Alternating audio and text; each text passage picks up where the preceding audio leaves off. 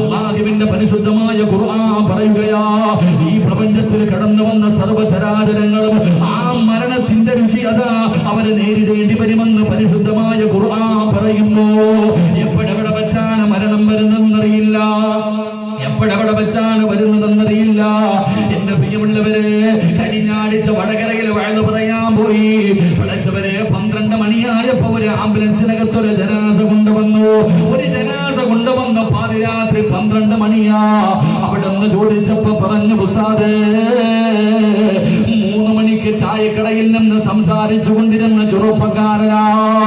3 മണിക്ക് പഠിച്ചവനെ ഒരു രോഗവുമില്ല, ഒരു ബുദ്ധിമുട്ടുമില്ല. അല്ലാഹുവേ, ചായക്കടയിൽ നിന്ന് സംസാരിച്ചു കൊണ്ടിരുന്ന ചെറുപ്പക്കാരൻ 4 മണിയായപ്പോ അവിടെ നിന്ന് വിളിച്ചു പറയുന്ന മരണപ്പെട്ടു പോയെന്ന്. എന്റെ പ്രിയമുള്ളവരെ, മനുഷ്യന്റെ ആയുസിന്റെ വിലയാണിത് പറയുന്നത്. എല്ലാവരും ചിരിച്ചും കളിച്ചും സുഖിച്ചും നടക്കുകയാ. ഭാര്യയുടെ മക്കളുടെ കൂടെ, കുടുംബക്കാരുടെ കൂടെ, കൂടപ്പിറപ്പിന്റെ കൂടെ, കൂട്ടുകാരുടെ കൂടെ എല്ലാവരും ഇങ്ങനെ മതിമറന്നുകൊണ്ട് ജീവിച്ചു കൊണ്ടിരിക്കുമ്പോ മോനെ, കവി പറഞ്ഞത് എന്തെന്നറിയോ? കൊല്ലുംബി ഇന്നു സബ്ബഹും ഫീ അഹ്ലിഹി വൽ മൗതു അദിനാ മിൻ ശിറാഖി നഅലിഹി.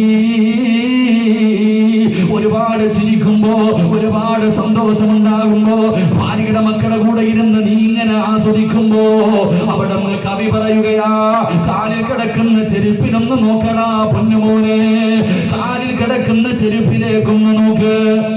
നിന്റെ കാലിൽ കിടക്കുന്ന ചെരുപ്പിൽ നോക്ക്. ആ ചെരുപ്പിന്റെ പാറ നിന്റെ കാലിന്റെ തൊലിയോട് എത്ര അടുത്തു കിടക്കുന്നു, അതുപോലെ മരണം നിന്റെ കൂടെ നടക്കുന്നുണ്ടടാ ചെറുപ്പക്കാരാ. പൊന്നുമോനെ, എപ്പോഴെവിടെ വെച്ചാണ് വരുന്നതെന്നറിയില്ല. രോഗം വേണമെന്നില്ല, പ്രായമാകണമെന്നില്ല. പടച്ചവനെ, 4 ദിവസം പ്രായമുള്ള ഒരു കുഞ്ഞിന്റെ മയ്യത്ത് കബറടക്കാൻ കൊണ്ടുപോകുന്നത് കണ്ടവരാ.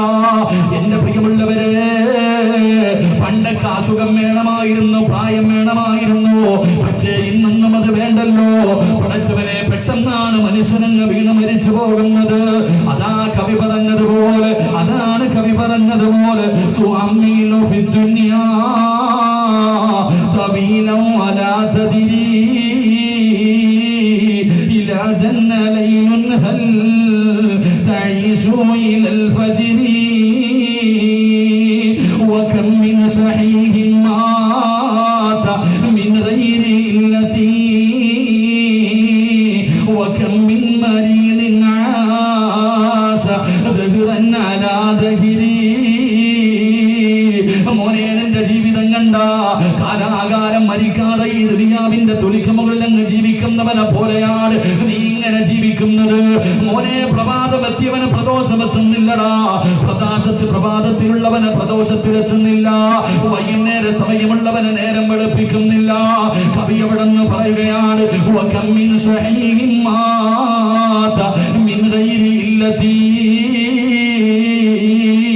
ഒരു തലവേദന പോലുമില്ലാത്തവർ, ഒരു രോഗം പോലുമില്ലാത്തവർ, ആരോഗ്യവാനായി നടന്നു പോയ എത്രയോ പേര് പെട്ടെന്ന് വീണങ്ങ് മരിച്ചു പോയടാ. എങ്കിലോ വകം മിൻ മരീദിൻ ആശ ദഹ്റൻ അലാ ദഹ്രി. കൊല്ലങ്ങളായിട്ട് കിടപ്പിൽ കിടന്ന് മലമൂത്ര വിസർജനം നടത്തുന്നവരുണ്ട്. കുടുംബക്കാര് മുഴുവനും മരിക്കണമെന്ന് ആഗ്രഹിച്ചാൽ ഇപ്പൊ മരിക്കുമെന്ന് പോകിയിരുന്നിട്ട് കാലങ്ങൾ കുറയായി. പക്ഷേ ഇന്നും മരിക്കാതെ കിടക്കുന്ന എത്രയോ രോഗികളുണ്ട്. അതുകൊണ്ട് എന്റെ പ്രിയപ്പെട്ട മുസ്ലിമേ,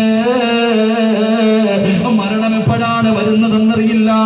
അല്ലാഹുവിന്റെ പരിശുദ്ധമായ ഖുർആൻ പറയുന്നു, കുല്ലു നഫ്സിൻ ദായിഖത്തുൽ മൗത്ത്.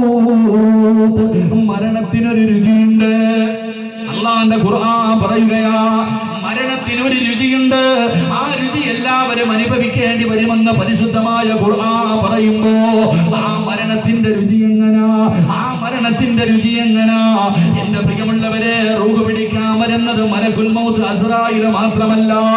ഒരു മനുഷ്യന്റെ റൂഹ് പിടിക്കുന്നതിന് വേണ്ടി പടച്ചവനെ മലക്കുൽ മൗത്ത് മാത്രമല്ല കടന്നു വരുന്നത്. അല്ലാഹുവിന്റെ പ്രവാചകന് അവിടെന്ന് പറയുന്നു, സ്വഹാബാ, ഒരു മനുഷ്യന്റെ അവന്റെ റൂഹ് പിടിക്കാൻ കടന്നു വരുന്നത് 70,000 മലക്കുകളാ.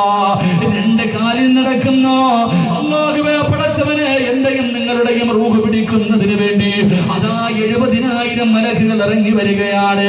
അതാ മുൻപന്തിയിൽ നിൽക്കുന്ന നേതാവാണ് മലക്കുൽ മൗത്ത് അസ്റായീൽ അലൈഹിസ്സലാമിന്റെ നേതൃത്വത്തിൽ പടച്ചവനെ 70,000 മലക്കുകൾ ഇറങ്ങി വരികയാണ്. എന്നിട്ട് റബ്ബേ 4 വിഭാഗമായി വേർതിരിയുകയാണ്. 4 വിഭാഗമായി അവരെ വേർതിരിയുകയാണ്. എന്നിട്ട് ഒന്നാമത്തെ വിഭാഗമുണ്ടല്ലോ, കാലിന്റെ തള്ളവരലിൽ നിന്ന് പടച്ചവനെ റൂഹ് പിടിക്കാൻ തുടങ്ങുകയാണ്. അതാ 70,000 മലക്കുകളിൽ ഒരു വിഭാഗമുണ്ടല്ലോ, അവര് റൂഹ് പിടിച്ച് മുട്ടിന്റെ ഭാഗമെത്തുമ്പോ അവര് മാറുകയാ. പിന്നെ രണ്ടാമത്തെ വിഭാഗമുണ്ടല്ലോ, അവര് മുട്ടുമുതൽ അരവരയാണ് പിടിക്കുന്നത്. അവര് മുട്ടുമുതൽ അരവര പിടിക്കുകയാണ്. മൂന്നാമത്തെ വിഭാഗം അര മുതൽ നെഞ്ച് വരെയാണ് പിടിക്കുന്നത്. പടച്ചവനെ, നാലാമത്തെ വിഭാഗം നെഞ്ച് മുതൽ കഴുത്ത് വരെയാണ് പിടിക്കുന്നത്. പടച്ചവരെ, കഴുത്തിന്റെ ഭാഗത്തേക്ക് റൂഹെത്തിയാൽ മലക്കുൽ മൗത്ത് അസ്റായീൽ അലൈഹിസ്സലാം റൂഹ് പിടിക്കാൻ തുടങ്ങുകയാ. എല്ലാരും കാണുമല്ലോ, മലക്കുൽ മൗത്തിനെ എല്ലാവരും കാണുമല്ലോ. എന്റെ പ്രിയമുള്ളവരെ, അല്ലാഹുവിന്റെ പരിശുദ്ധമായ ഖുർആൻ പറയുകയാ, ഫകശഫനാ അൻക ഇതാക ഫബസറുക യൗമ ഹദീദ്. അല്ലാഹു ആ മനുഷ്യന്റെ കണ്ണിലെ മറയെടുത്ത് മാറ്റുകയാ. എല്ലാവരും മലക്കുൽ മൗത്തിനെ കാണുകയാ. എല്ലാവരും ചുറ്റുഭാഗത്ത് നിൽക്കുന്ന മലക്കുകളെ കാണുകയാ. ആ മനുഷ്യന് മയ്യതാ റൂഹ് പിടിക്കുന്ന മലക്കിനെ ഇങ്ങനെ കണ്ടുകൊണ്ടിരിക്കുകയാണ്. എന്റെ പ്രിയമുള്ളവരെ, തൊണ്ടക്കുടിയിൽ നിന്ന് റൂഹ് വലിച്ചൂരുന്ന സമയമുണ്ടല്ലോ, അല്ലാഹുവേ, അതിന്റെ വേദന നമുക്കറിയുമല്ലോ. അതിന്റെ വേദന എന്തെന്നറിയുമോ? അല്ലാഹുവിന്റെ പ്രവാചകൻ പോലും പറയുന്നു, സ്വഹാബാ, അസ്റായീൽ പോലെ കരഞ്ഞു പോകുന്ന ഒരു രംഗമുണ്ട്. എന്റെയും നിങ്ങളുടെയും റൂഹ് പിടിക്കുന്ന മലക്കുണ്ടല്ലോ, ആ മലക്ക് പോലും നെഞ്ചുപൊട്ടിയറ്റ് കരയുന്ന ഒരു രംഗമുണ്ട്. എപ്പോഴെന്നറിയുമോ? കുല്ലു നഫ്സിൻ, അല്ലാഹുവിന്റെ പരിശുദ്ധമായ ഖുർആൻ പറയുകയാ, കുല്ലു മൻ അലൈഹാ ഫാൻ വയബ്ഖാ വജ്ഹു റബ്ബിക ദുൽ ജലാലി വൽ ഇക്റാം. ഈ പ്രപഞ്ചം മുഴുവനും തകർന്ന് തരിപ്പണമായി അല്ലാഹു അസ്റായീലും മാത്രം ബാക്കിയാകുമ്പോ അല്ലാഹു പറയുന്നു, അസ്റായീലേ, നീ നിന്റെ റൂഹ് പിടിക്ക് അസ്റായീലേ, നീ നിന്റെ റൂഹ് പിടിക്ക് അസ്റായീലേ. അസ്റായീൽ അലൈഹിസ്സലാം അവിടുന്ന് റൂഹ് പിടിക്കുമ്പോ കരന്ന് പൊട്ടിക്കരയുകയാ, കടന്ന് അട്ടഹസിക്കുകയാ. എന്നിട്ട് വിളിച്ചു പറയുന്നു, അല്ലാഹ്, മരണത്തിന് ഇത്ര വേദനയുണ്ടെന്ന് ഞാൻ അറിഞ്ഞിരുന്നെങ്കില്, മരണത്തിന് ഇത്ര വേദനയുണ്ടെന്ന് ഞാൻ അറിഞ്ഞിരുന്നെങ്കില്, അല്ലാഹുവേ, ജനങ്ങളുടെ റൂഹ് പിടിക്കുന്ന സമയത്ത് ഞാനൊരു മയം കാണിക്കുമായിരുന്നു റബ്ബേ. മലക്കുൽ മൗത്ത് പോലും അല്ലാഹുവേ കടന്ന് വിളിച്ചു പോവുകയാ. എന്റെ പ്രിയമുള്ളവരെ, മഹാനായ റൂഹുല്ലാഹി ഈസാ നബി അലൈഹിസ്സലാം, ഈസാ നബിയുടെ ചരിത്രം അല്ലാഹുവിന്റെ പ്രവാചകൻ അവിടുന്ന് പറഞ്ഞു കൊടുക്കുമ്പോ ഈസാ നബിക്ക് ഒരു കഴിവ് അല്ലാഹു കൊടുത്തിരുന്നു. മരിച്ച മനുഷ്യനെ വിളിച്ചുണർത്തുമായിരുന്നു. ഖബറിന്റെ മുന്നിൽ പോയി ഖബറിന്റെ മുകളിൽ കൈകൊണ്ടടിച്ചിട്ട് എഴുന്നേറ്റ് വരാ പറയുമ്പോ ഖബറിനകത്ത് കിടക്കുന്ന മനുഷ്യൻ എഴുന്നേറ്റ് വരുമായിരുന്നു. ഈസാ നബി അലൈഹിസ്സലാം ഇങ്ങനെ ചെയ്യുന്നത് കണ്ടപ്പോ ജനങ്ങൾ പറഞ്ഞു, നബിയേ, ഞങ്ങളൊരു ഖബർ കാണിച്ചു തരാ, ഞങ്ങളൊരു ഖബർ കാണിച്ചു തരാ, അതിനകത്ത് കിടക്കുന്ന മനുഷ്യന് ഒന്ന് ജീവൻ കൊടുക്കാൻ കഴിയുമോ? ഈസാ നബി ചോദിച്ചു, ഏത് ഖബറാണ്? പടച്ചവരെ, പള്ളിക്കാട്ടിലെ ഏറ്റവും പഴക്കം ചെന്ന ഒരു ഖബറിന്റെ ചാരത്തേക്ക് ഈസാ നബി അലൈഹിസ്സലാമിനെ വിളിച്ചുകൊണ്ട് ഉള്ളിലേക്ക് കൈവച്ചു. അവിടെന്ന് പറഞ്ഞു, അല്ലാഹുവിന്റെ പേര് പറഞ്ഞിട്ട് എഴുന്നേറ്റ് വരാൻ പറയുമ്പോ ഒരു ചെറുപ്പക്കാരൻ ഖബറിനകത്ത് നിന്ന് എഴുന്നേറ്റ് വരികയാ. എല്ലാവരും ഈസാ നബി ചോദിച്ചു, നിന്റെ പേരെന്താ? അവിടെന്ന് പറയുന്നു, നബിയേ, സാമിബ്നു നൂഹ്. വർഷക്കാലം പടച്ചുറപ്പിന്റെ ദീനിന് വേണ്ടി ദഅവത്ത് നടത്തിയ മഹാനായ നൂഹ് നബി അലൈഹിസ്സലാമിന്റെ പൊന്നുമകന് സാമാന്യനാല് ഈസാ നബി ഒരുപാട് കാര്യങ്ങൾ ചോദിച്ചു. എന്നിട്ട് ചോദിച്ചു, സാമേ മരിച്ചിട്ട് എത്ര കൊല്ലമായി? സാമേ മരിച്ചിട്ട് എത്ര കൊല്ലമായി? 4000 കൊല്ലമായി നബിയേ. ഈസാ നബി ചോദിച്ചു, സാമേ മരണം എങ്ങനെയുണ്ടായിരുന്നു? സാമേ മരണം എങ്ങനെയുണ്ടായിരുന്നു? സാമേ ചോദിച്ചു തീരേണ്ട താമസമുണ്ടല്ലോ. ഈസാ നബി അലൈഹിസ്സലാമിനോട് നൂഹ് നബിയുടെ പൊന്നുമോനെ തന്റെ കഴുത്തിലേക്ക് കൈകൊണ്ട് പിടിക്കുകയാ. തന്റെ കഴുത്തിലേക്ക് കൈകൊണ്ട് ഇങ്ങനെ പിടിക്കുകയാണ്. എന്നിട്ട് കരഞ്ഞുകൊണ്ട് പറഞ്ഞു, നബിയേ 4000 കൊല്ലം മുമ്പ് അസുറായിൽ പിടിച്ച വേദനയുണ്ടല്ലോ ഇപ്പോഴും എന്റെ കഴുത്തിലുണ്ട് നബിയേ.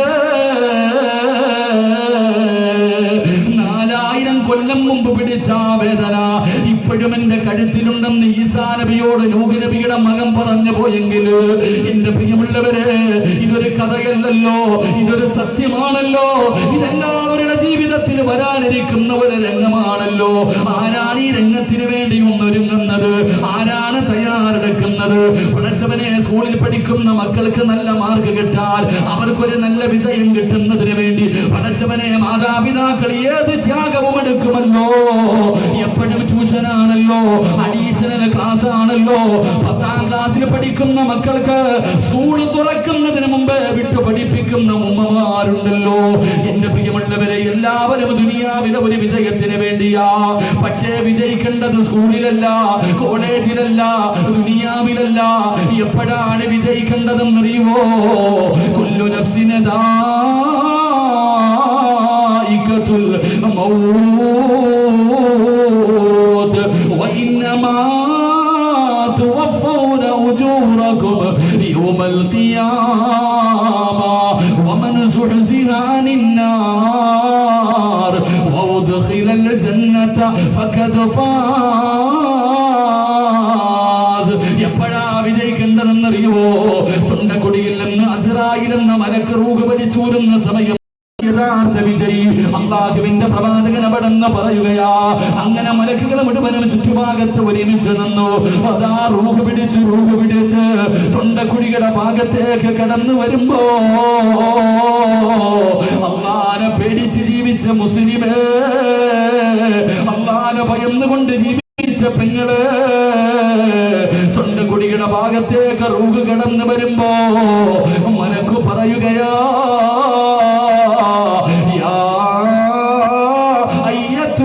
നഫ്സുൽ മുത്മഇന്ന ഇർജിഇ ഇലാ റബ്ബികി റാദിയതൻ മർദിയ ഫദ്ഖുലി ഫീ ഇബാദി വദ്ഖുലി ജന്നതി.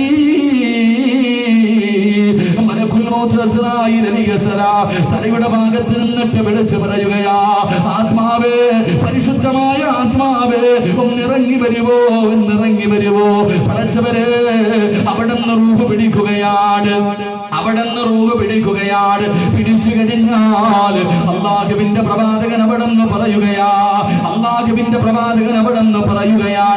അതാ 70,000 മലക്കുകള് സ്വർഗത്തിൽ നിന്ന് കൊണ്ടുവന്ന ഒരു പട്ടുവസ്ത്രമുണ്ടല്ലോ, ആ പട്ടുവസ്ത്രത്തിനകത്തേക്ക് റൂഹെടുത്തങ്ങ് വെക്കുകയാ. അല്ലാഹുവേ, എന്നിട്ട് അവരങ്ങ് യാത്ര തുടങ്ങുകയാണ്. ഈ റൂഹുമായി ആകാശത്തേക്ക് കടന്നു പോകുമ്പോ ഈ പ്രപഞ്ചം മുഴുവനും സുഗന്ധമടിക്കുകയാ.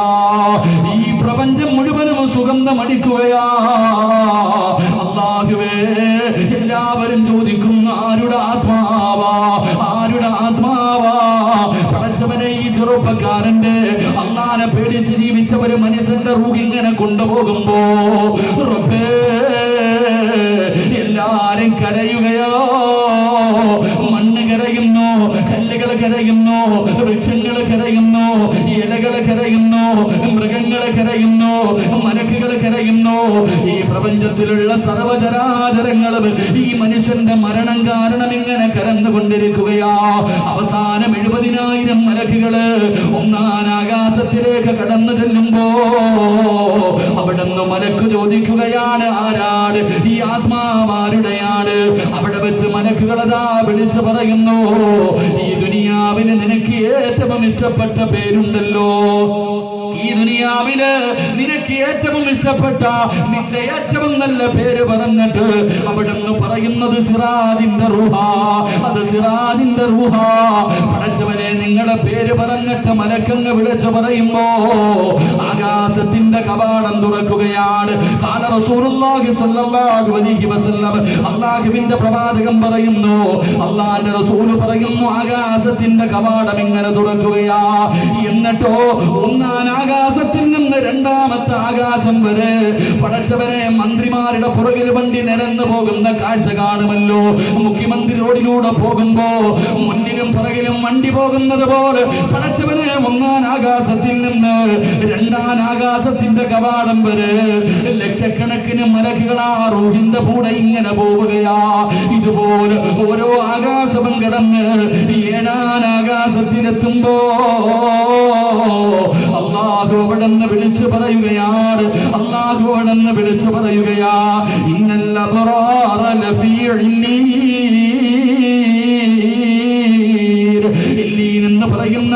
ഇല്ലീൻ എന്ന് പറയുന്ന സ്ഥലത്തേക്ക് എന്റെ അടിമയുടെ ആത്മാവ് റൂഹിനെ കൊണ്ടുവന്ന് ചേർത്ത് വെക്കാൻ പറയുമ്പോ എന്റെ പ്രിയമുള്ളവര് അവിടെന്നതാ അല്ലാഹുവിനെ പേടിച്ച് ജീവിച്ച ഒരു മനുഷ്യന്റെ ആത്മാവുണ്ടല്ലോ, അതിനെ കൊണ്ടുപോയി ഇന്നീനിൽ കൊണ്ടുപോയി എഴുതി വെക്കുകയാണ്. എന്നിട്ട് അല്ലാഹു പറയുന്നു, മലക്കുകള് ഈ ആത്മാവിനെ നിങ്ങളെ ദുനിയാവിലേക്ക് തിരിച്ചുവിടട്, നിങ്ങൾ ഈ ആത്മാവിനെ ദുനിയാവിലേക്ക് തിരിച്ചുവിടട്. ഇത് അല്ലാഹുവിനെ പേടിച്ച് ജീവിച്ച ഒരു മനുഷ്യന്റെ മരണവാ. എങ്കിലോ അല്ലാഹുവിന്റെ പ്രവാചകനെ പൊട്ടിക്കരഞ്ഞുകൊണ്ട് പറയുന്നു, സഹാബാ, മോശമായി നടക്കുന്ന ഒരു മനുഷ്യന്റെ രംഗമുണ്ടല്ലോ, അല്ലാഹുവിനെ മറന്നുകൊണ്ട് ധിക്കാരിയ പോലെ ഈ ദുനിയാവിന്റെ തൊലിക്ക് മുകളിലൂടെ അഹങ്കാരിയെ പോലെ നടന്ന മനുഷ്യന്റെ മരണവേള എങ്ങനെയെന്നറിയുവോ? അല്ലാഹുവിന്റെ റസൂൽ അവിടുന്ന് പൊട്ടിക്കരഞ്ഞുകൊണ്ട് പറയുന്നു, സഹാബാ, മലക്കുകൾ ഇറങ്ങി വരികയാ, മലക്കുകൾ ഇറങ്ങി വരികയാ. വല്ലാത്ത ദുർഗന്ധമാണ്, വല്ലാത്ത ദുർഗന്ധമാണ്. പടച്ചവരെ, അസ്റായീൽ അലൈഹിസ്സലാമിന്റെ നേതൃത്വത്തില് മലക്കുകൾ മുഴുവനും സക്കറാത്തിന്റെ അവസ്ഥയിൽ കിടക്കുന്ന മനുഷ്യന്റെ മുന്നിലേക്ക് കടന്നു വരുമ്പോ ആ മനുഷ്യനാണെങ്കില് പടച്ചവരെ കണ്ട് പേടിച്ചെന്നു കുടഞ്ഞു വീഴുകയാ. പടച്ചവരെ ഓടാ നോക്കുമ്പോ കഴിയുന്നില്ലല്ലോ. എന്തൊരു ദുർഗന്ധം എന്തെന്നറിയുമോ? അവരുടെ വായിലൂടെ, മൂക്കിലൂടെ, കണ്ണിലൂടെ തീപന്തങ്ങൾ ഇങ്ങനെ വരികയാണ്. അവരുടെ തലയ്ക്ക് വല്ലാത്ത ഉയരമാ. അത് കാണുമ്പോഴേ ആ മനുഷ്യൻ കിടന്ന് പിടയുകയാ. അവിടെ കിടന്ന് മരണപ്രാളത്തിൽ കിടന്ന് പിടയുകയാണ്. അല്ലാഹുവിന്റെ പരിശുദ്ധമായ ഖുർആൻ പറയുന്നു, അല്ലാഹുവിന്റെ വിശുദ്ധമായ ഖുർആൻ പറയുകയാ, അവസാനം മലക്കുകളെ റൂഹ് പിടിക്കാൻ തുടങ്ങുമ്പോ കല്ലാ ഇദാ ബലഗതി തറാഖിയ വഖീല മൻ റാഖ് വമന്ന അന്നഹുൽ ഫിറാഖ് വൽതഫതി സാഖു ബിസാഖ് ഇലാ റബ്ബിക യൗമഇദിനിൽ മസാഖ്. മലക്കുകൾ പറയുന്ന വിളിക്കടാ, നിന്റെ കൂടെ നടന്നവരെ മുഴുവനും വിളിക്കടാ, നിന്റെ കൂട്ടുകാരെ വിളിക്കടാ, നിന്റെ ഭാര്യ മക്കളെ വിളിക്കടാ, ഈ ലോകത്തുള്ള ആരെ വേണമെങ്കിലും നീ വിളിക്കടാ. നിന്നെ ഇതിൽ നിന്നൊന്ന് രക്ഷപ്പെടുത്താൻ, നിന്നെ ഒന്ന് രക്ഷപ്പെടുത്താൻ വിളിക്കടാ. പടച്ചവരെ, പറയേണ്ടതില്ലല്ലോ, മലക്കുകളെ പിന്നെ റൂഹ് പിടിക്കുന്ന രംഗമുണ്ടല്ലോ. അല്ലാഹുവിന്റെ റസൂല് പറയുന്ന, സഹാബാ, ഒരാടിനെ പച്ചയ്ക്ക്, അതാ ജീവനുള്ള ഒരാടിന്റെ ശരീരത്തിൽ നിന്ന് പച്ചയോടെ തോല് വലിച്ചൊരിയുന്നത് പോലെ ആ മനുഷ്യന്റെ റൂഹ് പിടിക്കുകയാണ്. പടച്ചവരെ, വല്ലാത്ത ദാഹമാണ്, വല്ലാത്ത ദാഹമാ. പടച്ചവരെ, കിടന്ന കിടപ്പിൽ കിടന്ന് മലമൂത്ര വിസർജനം നടത്തുകയാണ്. മരണവേദന സഹിക്കാൻ കഴിയാതെ പടച്ചവര് കിടപ്പിൽ കിടന്ന് സർവ്വതും അവൻ അവിടെ കിടന്ന് തന്നെ സാധിക്കുകയാ. അവസാനം പടച്ചവര് റൂഹ് പിടിച്ചു കഴിയുമ്പോ മലക്കുകളതാ നരകത്തിൽ നിന്ന് കൊണ്ടുവന്ന ഒരു ചാക്കുണ്ടല്ലോ, ആ ദുർഗന്ധമടിക്കുന്ന ചാക്കിലേക്ക് ആ മനുഷ്യന്റെ ആത്മാവ് വലിച്ചെറിയുകയാ. എന്നിട്ട് ആകാശത്തേക്ക് കൊണ്ടുപോകുമ്പോ ഈ ഭൂമി മുഴുവനും അല്ലാഹുവേ ദുർഗന്ധമാണ്. ഈ ഭൂമി മുഴുവനും ദുർഗന്ധം ഇങ്ങനെ അടിച്ചു വീശുകയാ. എല്ലാവരും ശപിക്കുകയാ. ആരുടേതാ പടച്ചവര്? ഇതേത് വൃത്തികെട്ടവന്റെതാ പടച്ചവര്?